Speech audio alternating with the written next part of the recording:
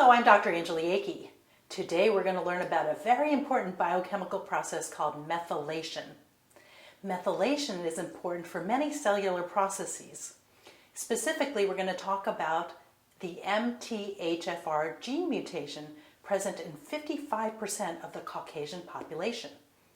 When this gene mutation is present, one is at increased risk for breast, lung, and colon cancer. And because methylation is important in the activation of neurotransmitters, brain chemistry, when the gene mutation is present, one is at risk for migraine headache, anxiety, depression, and attention deficit disorder. Thank you for listening to this presentation.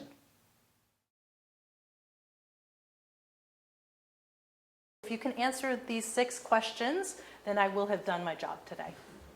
So the first question, how do you read gene mutation locations? Number 2, what is the MTHFR gene mutation? Number 3, what are the basics of your brain chemistry?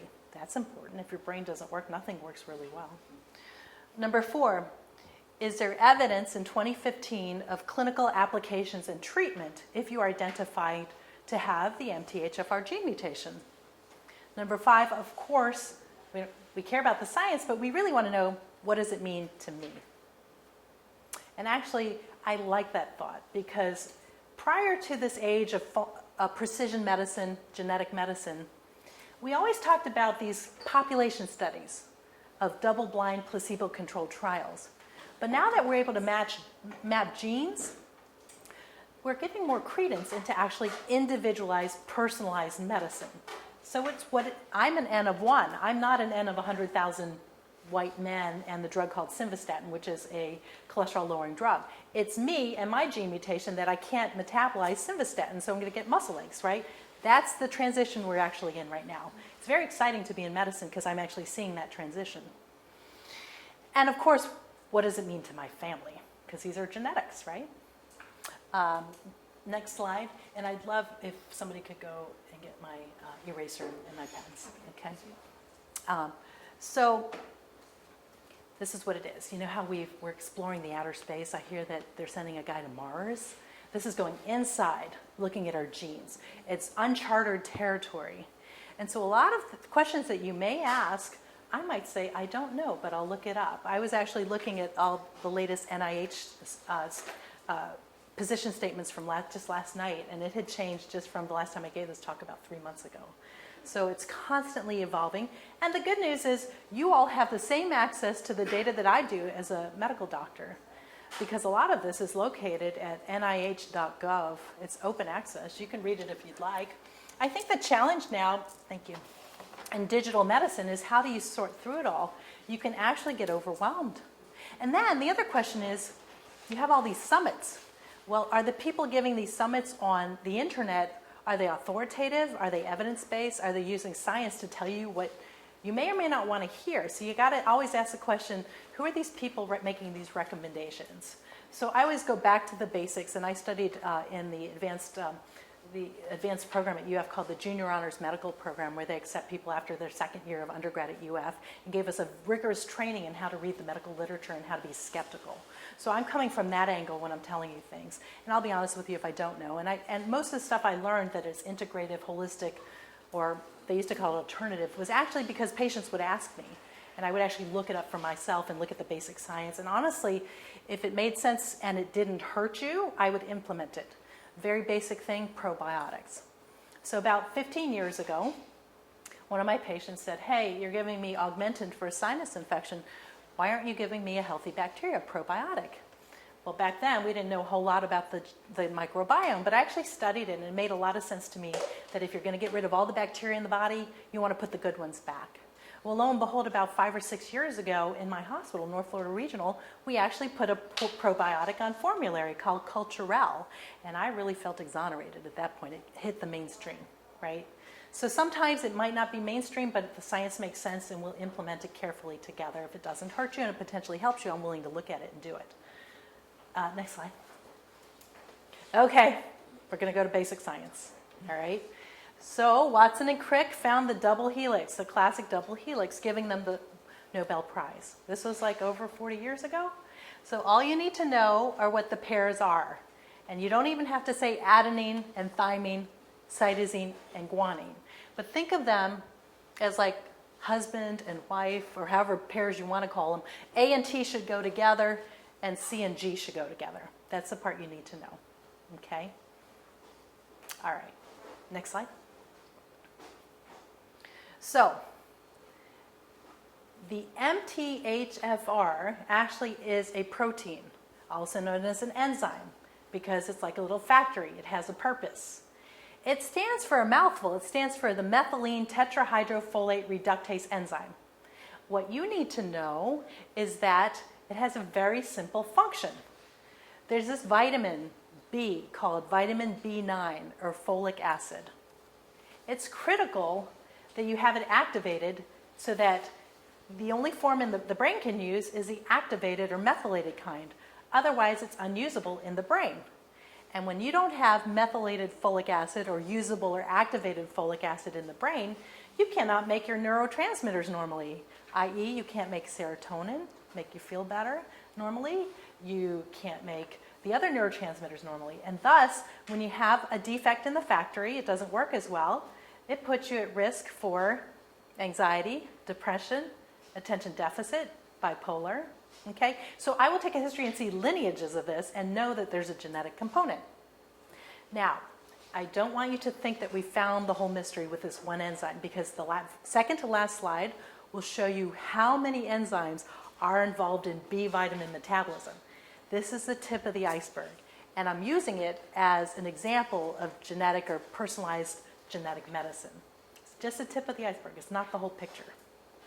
But those of you who talked to me in the room and said, oh my gosh, you put me on that methylated B vitamin and my brain's better, I'm less anxious, you own it for yourself that within your N of 1, right, within your own body, you feel better when you're taking activated or methylated B9 or methylated folic acid.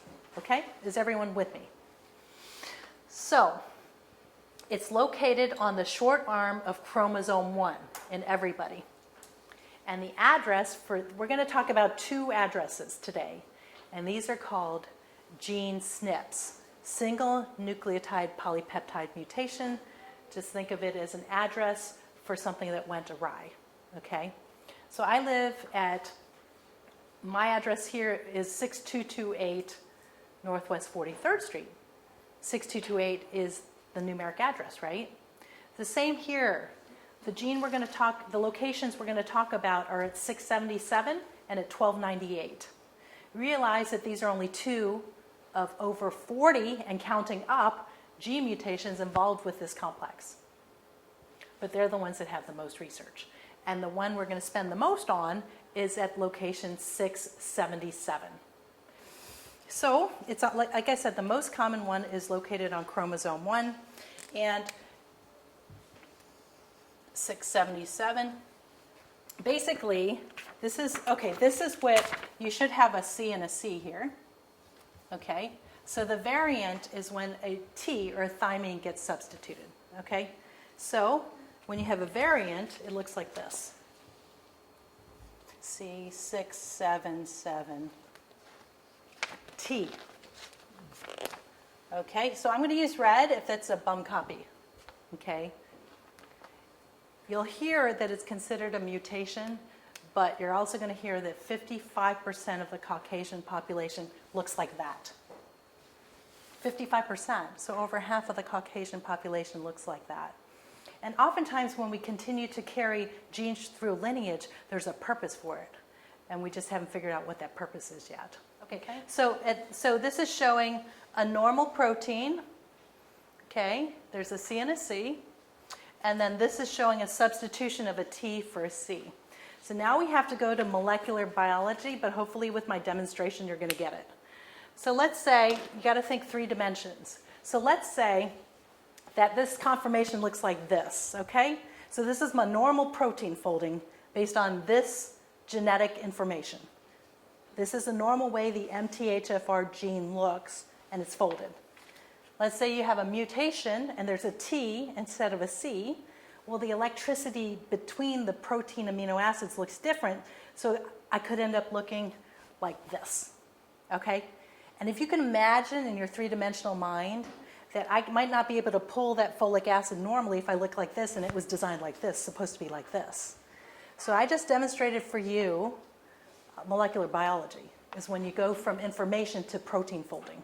Okay, if this is a normal protein fold and you were given a mutation, you have a T instead of a C, and you end up looking like this, you could imagine you might not be able to pull that folic acid normally.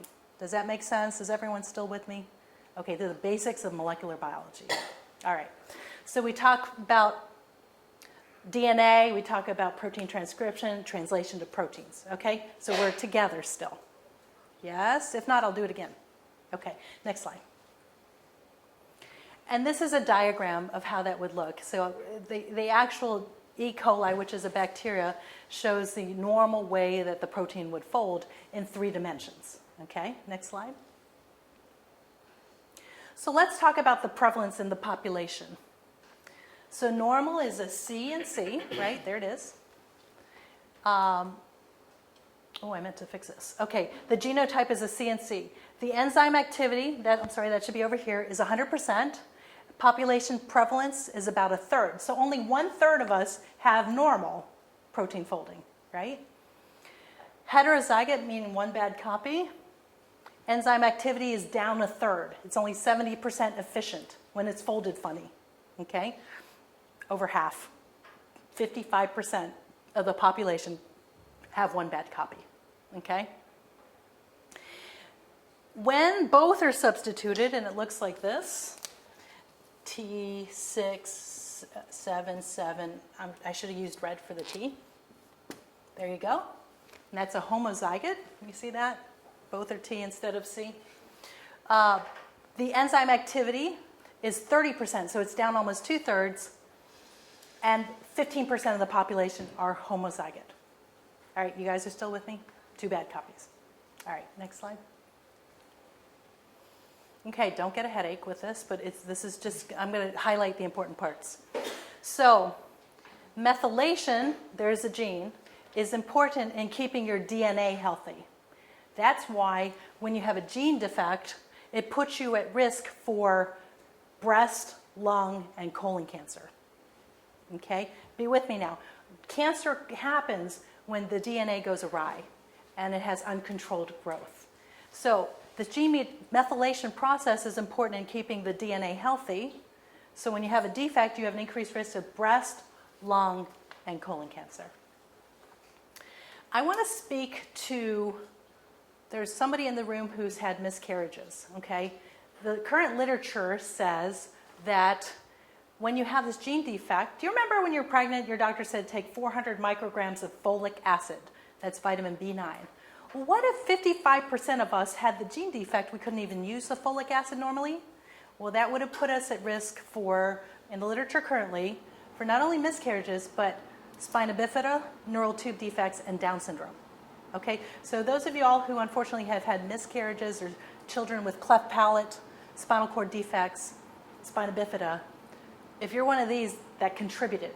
Okay, it's not 100%, but it didn't help you. So now there's a push to put in the, since 55% of the population have one of these, have this mutation, to go ahead and recommend activated or methylated folic acid and not just 400 micrograms of unactivated or regular folic acid. Everyone with me? Okay. So at this point, a lot of people are so upset because they've had many, many miscarriages, etc. Well, this science is all new. Okay. So the other thing I want to point out here is some of you all, when I did your health diagnostic labs, had a marker for Alzheimer's and vascular disease called homocysteine. Okay? You're not in the tape. If you want to, you can raise your hand. If you had the gene mutation and elevated homocysteine, I would know that you not only needed B9, which is methylated folic acid, you needed B12. Okay? So you got a different supplement called Methyl Protect, which has B6, B12, B9, which is methylated folic acid, and something called a methyl donor called trimethylglycine. So let me repeat what I said. There are some of you who, when we did the actual functional testing, we saw a marker for Alzheimer's and vascular disease called an elevated homocysteine. And you might go home and relook at those health diagnostic labs from last year if you don't remember.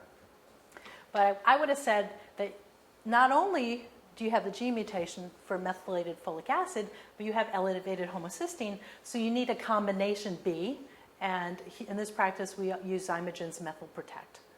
And that's because there's a homocysteine, and this is B9 and that's B12, and it's a methyl problem. All right? Homocysteine marks for not only vascular disease risk, but also Alzheimer's disease. I want to go through a case, but perhaps it would be a good time to just talk about this particular case that I gave you, actually. And then we're going to go to this case. So if you can pull out, actually, we're just going to talk about this one. This is a real case in the practice, and it's very demonstrative. I actually had a consent. I had her consent so that we could teach on her. She was very happy that I would teach on her. This is a true case. Do you all have this handout here? Everyone need one? No one needs one? Okay. So if anyone needs one, I have a bunch. We're going to go through two cases so you understand how this really applies in real life. So there's a daughter. It's listed daughter, dad, and mom. And I did have consent to talk about this family. So the daughter actually is a 20-year-old woman who ends up working with us because she comes from a family of nurses. So she was applying to nursing school, so I took her in for a semester, and she's like, oh, I think I need your functional medicine help. And when I took her history, she had struggled all her life with concentration, was diagnosed with attention deficit, was on 3 medications.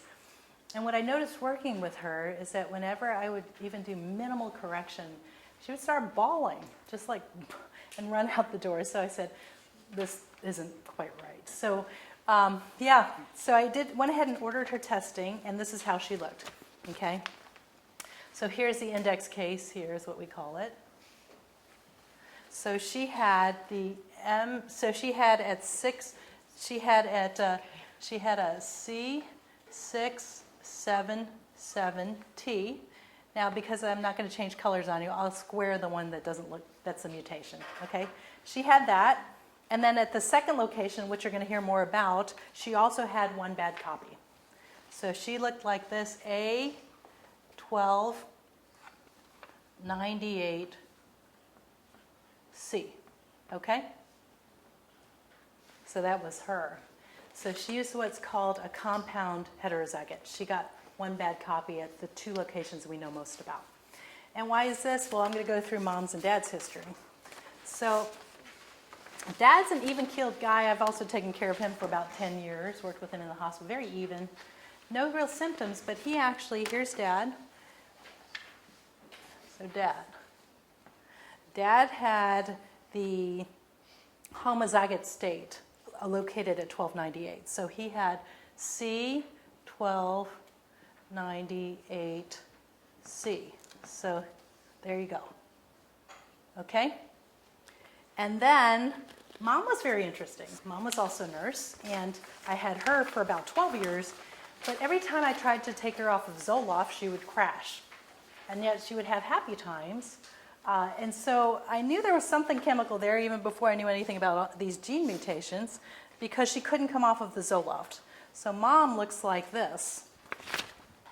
T677T. Okay? So you see what happened here? So this is this is mom, and that's dad. And this is what the daughter looks like.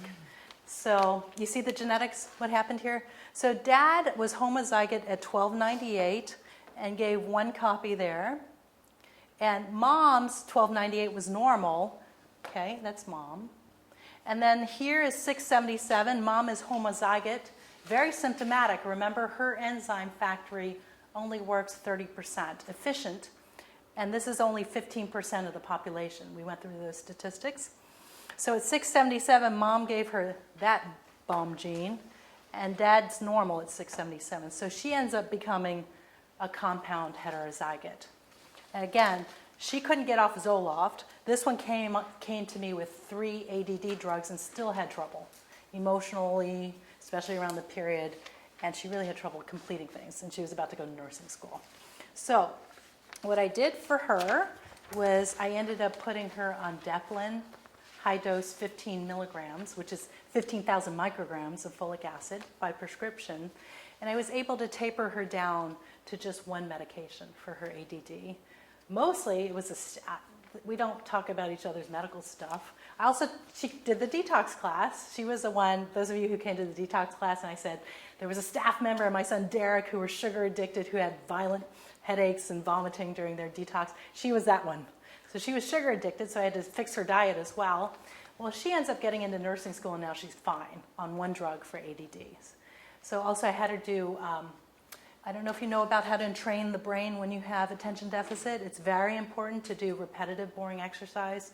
So that's why the gold medal winner for swimming, I forget his name, but he does drugs now, but he won all the gold medals. Michael Phelps, worst ADD, right? He's a great swimmer. He basically was self-treating. You entrain the brain with swimming. And I knew this because about 12 years ago, I took care of a bunch of gator swimmers who were all on ADD drugs. So you have to teach people to entrain the brain. You could do high-intensity interval training. You could do stadium steps, good for the ADD brain. You could do different types of repetitive boring exercise to entrain the brain waves and fix the chemistry. So that's her. She's cleaned up her sugar, doesn't do sugar, eats super clean on high-dose Deplin, which is prescription-strength methylated folic acid, 15 milligrams a day, and down to one ADD drug, and doing great in nursing school. So that was a save, I would say, because she was an emotional wreck. And actually, the proof in the pudding was a coworker said something and didn't know I was treating her, but said, "Oh my gosh, you're so pleasant, easy to get along with." And yeah, it was just a very good example of this gene thing. Okay? All right. So with that in mind, I do want to go through the article I gave you. And this is so you can have something to go home and read. So let's go ahead and turn. Any questions on this case, this family?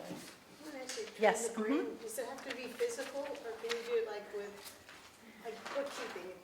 Okay. Bouncing your checkbook over and over. Usually it's physical. ADD people have trouble sitting still. However, I will tell you, one litmus test I have in my practice, if you have ADD tendency or if you're drinking too much caffeine, is I ask you to do yoga and you hate yoga. You can't do yoga. Your brain just won't stop. So those of you who I ask to do yoga and you can't do yoga is what you tell me, you probably have ADD or drinking too much caffeine. And actually, it's good for you to do yoga and breathe. But yes, the repetitive, boring exercise is good for the ADD brain. So you're going to have it home to take home, mostly because I like the references. You can spend a lot of time at the NIH website reading them yourself. Next slide. But this is a case. 36-year-old Hispanic woman, 15 years with treatment-resistant depression and general anxiety disorder. Her past history is notable for type 2 diabetes, hypertension, and what's called class 1 obesity, the body mass index 34. And she's on escitalopram, clonazepam, and trazodone, all for her anxiety and depression. Next slide. Okay. Her symptoms, she's crying, feels it's getting harder and harder. She has panic at grocery stores and at church. She's been on fluoxetine, which is for Prozac. She's been on venlafaxine, which is Effexor. She's been on sertraline, Zoloft, bupropion, or Wellbutrin. This is a total aside, but it just triggered me. With that last kindred I showed you, you're often going to take a history that if one of these works in the family, that drug will work in the rest of the family. And I've had kindreds all on sertraline or Zoloft. Very interesting stuff. Okay, getting back to here. She said that it works for the first 2 to 3 months, then it fizzles out. That was her history. Next slide. Her family history is notable for depression, a mother and maternal grandmother with depression, a father with depression and alcoholism, 2 sisters with depression, and a daughter age 15 with depression. All right, you know these people. They all suffer. Next slide. So when she had genetic testing, she looked like our 20-year-old index case. She's what's called a compound heterozygote, one bad copy at both of the major locations. So she was treated with L-methylfolate, which is Deplin, activated folic acid, high dose, 15 milligrams. The psychiatrist increased the escitalopram to 30 milligrams and trazodone 150 milligrams at bedtime. Keep in mind that by the time people make it to psychiatry, They're pretty severe because they pass through the general doctors. Most of my patients who I actually give Deplin or activated folic acid or methylprotect or 5-MTHF, they do well and are able to come off of the escitalopram or Lexapros or Prozac or Zoloft, or they're at least able to minimize the dose. But in this situation, the psychiatrist was working with her and they adjusted the dosages. Next slide. 1 month later, she had improved sleep, less irritability, no further physical symptoms of anxiety. And 3 months later, she said she felt great. She was able to stop the tranquilizer called clonazepam. She continued her other meds, and because she was feeling better, she had better compliance with her diabetic and blood pressure meds. Next slide. Okay, so this is it biochemically, that the MTHFR factory is able to activate that to this, and this is the usable type of folic acid, and I drew that for you. That is the methyl group.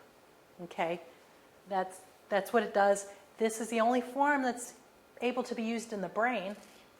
So if it can't be used in the brain, that can't be used in the brain. You're not able to make those good neurotransmitters for your brain, such as serotonin. All right, next slide. And serotonin is the feel-good hormone. Feel-good neurotransmitter, excuse me. All right. We spent a lot of time on this slide already on the previous slide, so we'll just skip it and go forward. And so the basics of folic acid, it's a water-soluble B9. It promotes the transfer of methyl and formal groups. That's a different story, but mostly think about the methyl group. And it's important for proper synthesis, repair, and methylation of DNA. Okay, next slide.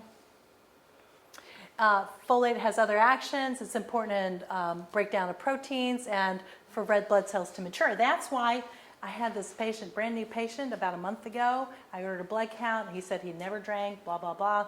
Sure enough, I saw that in his blood count, his cell size was huge. And I said, are you sure you don't drink any alcohol? Yes, he drank alcohol because alcohol impairs folic acid. Okay? So he got totally busted. It actually impaired his ability to make normal red blood cells. Next slide. So humans can't make vitamin B9. You could take it in vitamins. You can eat it. So those of you who are naturalists and like to eat foods and nutrition, and I like it as long as your gut's healthy, asparagus, spinach, eggs, and whole grains. Preferably not genetically modified whole grains. But asparagus, spinach, eggs, and whole grains. And this is a take-home message. Folic acid and dihydrofolate can't be used unless they're converted to biologically active form of folate called L-methylfolate. And again, those of you with the G mutation, the MTHFR gene mutation, that factory for conversion is down. It's not working optimally. Okay? That's the take-home message. If you got that, you got most of why you're here. Does that mean you can't get it from food then? You can, but it's really hard. You would have to flood the enzyme. So there's a subgroup of y'all who I will put on activated folic acid, and lo and behold, your anxiety gets worse. Your insomnia gets worse. And we think that subgroup of people who get worse when we give you have a gene mutation, so we give you activated folic acid, you get worse. You probably have a second mutation called the COMT, or catechol O-methyltransferase.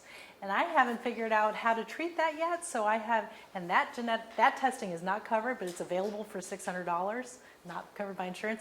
So until I figure out how to fix that, those of you who do not tolerate activated folic acid or methylated folic acid, I have you green juice every day and take a lot of Bs through juicing, hoping to flood the factory so that it will convert. If you have what's called the substrate, the folic acid, it'll convert to activated folic acid. That's my strategy now. It'll probably change as we get more information. So there are those of you out there who actually I'll put on L-methylfolate or prescription Deplin and you'll call me worse. It's a bummer. The other thing is that I didn't even mention the migraineurs. Those of you who have migraines, oftentimes it's related to this gene. Okay, so it's already in the standard medical literature to take B-complex vitamin and magnesium to prevent migraines, because migraines actually, when the University of Miami published functional PET studies, whenever you have a migraine, you decrease the blood flow to the deep part of your brain, and guess what? People who have migraines have increased risk for dementia. That was published in the Journal of American Medical Association about 3 years ago. So those of you who have migraines, I don't want you to have migraines. I want you to prevent migraines. So in my practice, that's one indication to check the gene mutation if you're a migraineur. Okay. Either way, it's very safe to take B vitamins because they're water soluble. You'll urinate it out if you don't need it. And if you have children, can't afford the gene mutation, but they have ADD or they have mood disorder, you can give them methylated folic acid. It might just be a waste of money because activated or methylated folic acid costs more than regular folic acid. But if they need it, it could be a game changer for them if they're struggling at school or they're just not feeling well with mood disorders, migraines, anxiety, depression, ADHD, ADD. All right? Next slide. The only type that can cross the blood-brain barrier, important in making serotonin, norepinephrine, and dopamine. All those psychiatric drugs work through these pathways, by the way. That Hispanic woman in this case study, those drugs all work through these pathways. Next slide. And the rate-limiting step in getting the activated folic acid is the MTHFR. Next slide. Okay, we went through that. And the enzyme mutation with the one bad copy is only 70% enzyme activity, and the TT homozygote, which is the 20-year-old's mother, the enzyme activity was only 25%. She's the one that couldn't come off of the Zoloft for 10 years that I've had her. Okay, next slide. The second best studied location is located at 1298. And again, as of last night, the number is over 40 now of these locations are SNPs. But 1298 was also studied, and it causes the amino acid to change, so the folding also looks different. And the effect has much less agreement right now. They're still studying it. But if you're a homozygote, two bad copies, only 60% normal enzyme efficiency. Next slide. And there's a lot less in the medical literature. So there was one study with one bad copy at that location increased Alzheimer's risk. Okay? So you need to know this. This is practical stuff. Levels of L-methylfolate can be decreased from smoking, excessive alcohol intake, absorptive disorders. You know, a lot of you all have leaky gut or irritable bowel. Sometimes you can't absorb the folic acid. Medications, the ones you need to know about are seizure medicines and birth control pills. There are some birth control pills being made now that they put the folic acid in there, and I think that's a good thing. Okay? So, you'd prescribe it for replacement of enzyme deficiency. If you were given these types of medicine, you should probably be given L-methylfolate. And if you're an alcoholic, we routinely give you a multivitamin and folic acid. Next slide. This is really interesting. And it's the end of this paper, and if you can relate to this, you might look at the references. Early life adversity and the MTHFR polymorphism, meaning those SNPs, disrupts one carbon metabolism or promotes oxidative stress, along with how early life adversity may trigger or unlock certain genes that alter methylation patterns and expression from inflammatory markers will be the primary focus of future research. Let me translate that to you. So, if you had an early childhood trauma, like dad was an alcoholic, you had child abuse, or you had early sexual abuse or something, you have this gene predisposition. What they're saying is, in the psychiatric literature, this is the area of focus now, is how that adverse life event actually triggered your gene to manifest. Okay? It's a whole area of what's called epigenetic medicine. Epi means on top, genetic. So you have genetic predisposition, and something happens to trigger it so that it becomes manifest. Are you with me? This is really exciting that they're actually paying attention to this now. Those of you who came to my detox classes for diabetes reversal and metabolic syndrome reversal, same thing, is that you might have the gene for diabetes, but if you are too stressed, you don't sleep, you don't exercise, you eat all white bread, pasta, rice, and potatoes, that epigenetic stress on that gene will manifest the diabetes. And so that's why you come to class, because we're hoping the information will lead to transformation, and we could put that gene back in the genie bottle for a while. All right? So this is interesting and exciting that in the psychiatric literature, they're actually going to be starting to look at how life events can actually trigger these genes to turn on, so that the anxiety, depression, ADD show up earlier. Can it trigger later in life?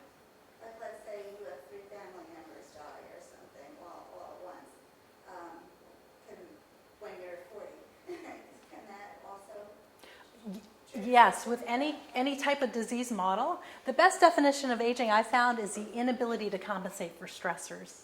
So you know these people, like if you have kids, you know kids don't eat well. The 20-year-olds, I have a bunch of co-eds, 20-year-olds, UF students, they party all the time, they eat poorly, they don't exercise, and they look amazing, and they make great grades. Well, you try that when you're 30, 40, 50, it's not going to work for you. That's why as you get older, you might need more sleep, you need to eat cleaner, right? That's why a lot of my population's in middle age and further, because this stuff starts showing up. But you could be 10 steps ahead of the game if you know your own genes and you have children and you say, you know, honey, we have genes for cardiovascular disease and diabetes. You might not want to eat all that rice, right? That's my family, the diabetes genes. So do you see what I'm saying? Knowledge is power, and you can actually use this information, and you know the kids' genes even without gene mapping them, because you know your dad's history. I mean, their dad's history, you know your own history. You can actually help them modify young, right? And stress, if you look at what triggers genes the most, it's usually stress. Like they took a diagnosis, brand new diagnosis of breast cancer. They did the study that those new diagnoses of breast cancer, a lot of times 2 years prior, there was a major life event, like a divorce or a death of a loved one or something major, so that breast cancer gene actually showed up and there was breast cancer 2 years later. That's why we're really into an integrative approach here. Stress management, sleep, eat clean, maybe adjust your personality if you can with mindfulness so things don't bug you as much. It's very important to manage the stress. Next slide. Okay, I promised you this slide because I only talked about 2 locations on one enzyme, the MTHFR. I don't want you to have to read this, but what it shows is all the locations that we know of dealing with B vitamin metabolism and brain neurochemistry. So I just gave you a little tip of the iceberg, but this is like I showed you outer space, this is inner space that we're still trying to uncover. But I tell you, it really has exonerated a lot of my patients. Oh, that's why I was always like that. Or the patient, the 20-year-old who's in nursing school, oh my gosh, if I was treated earlier, I would have had much better grades, you know? So next slide.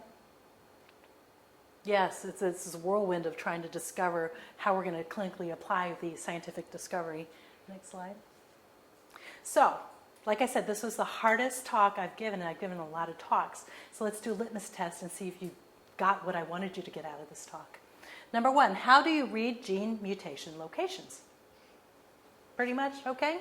You know 677 or 1298, you got that? Is 1298 the one that is for Alzheimer's? In Asian population, it has a lot less literature in the NIH literature that I looked up. The one that's mostly studied is the 677. Yes, but like I said, there's over 40 now. Last time I looked at this 3 months ago, there were under 40, so they just keep finding new ones. Okay, what is the methylene tetrahydrofolate reductase gene mutation? Are you comfortable with that? What are you going to tell? What are you going to tell your husband? You don't. I can't process folic acid. Good. Okay, because you have a bum protein, and I showed you the folding. Okay. And that's key. It took me a long time in medical school to really get that. Now they have really wonderful imaging, like I think it crossed from video games where they can actually show the protein folding like I showed you. But back then, 25 years ago, they couldn't, you had to imagine this stuff in your head. But if you got that, you got a lot out of molecular biology, right? So the gene mutation folds different, so you can't grab what you need to grab to convert it. That you can show your husband that. Good. You understand the basics of brain chemistry. That's a talk in and of itself. But what the take home is without activated folic acid, you can't make normal brain neurotransmitters, putting you at risk for anxiety, depression, attention deficit, migraine headaches. In addition, you can't detoxify normally, putting you at risk for breast, lung, and colon cancer. Right? You got that message? Okay. Is there evidence of clinical applications and treatment? Yes. Yes. Who cares about the science if it doesn't work in humans, right? Yes, I would say there is evidence, and it's emerging. What does this mean to me? Now, who in the class did not get a little card still? Because we need to look that up for you. Did everyone get their gene mutation? I'm sorry there wasn't as much on 1298. It's going to be emerging, okay? But a lot of, 55% of you had this 677T instead of a C. And what does this mean to my family? It means a lot to your kindreds. You can use it as a topic at next Thanksgiving, right? Thank you all for coming. I hope you found this helpful. And like I said, please feel free to come. If you need help trying to get to one of these classes, I have to review your chart and see if you're a candidate to come over one of these classes as a group medical visit. Okay?